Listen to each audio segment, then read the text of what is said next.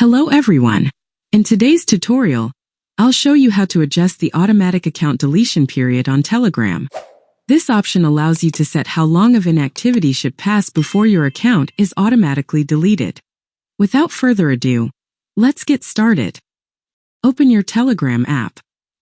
In the upper left corner of the screen, tap on the three horizontal lines to open the menu.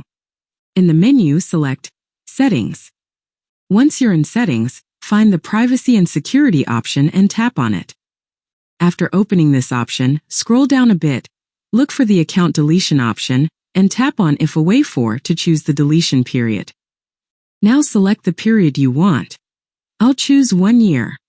And that's all you need to know about adjusting the automatic account deletion period on Telegram. After selecting the period, Telegram will automatically delete your account if you are inactive. This will also be the end of this video. If you like this video, don't forget to like it and subscribe to my channel. Thank you so much for watching. Stay well and see you very soon.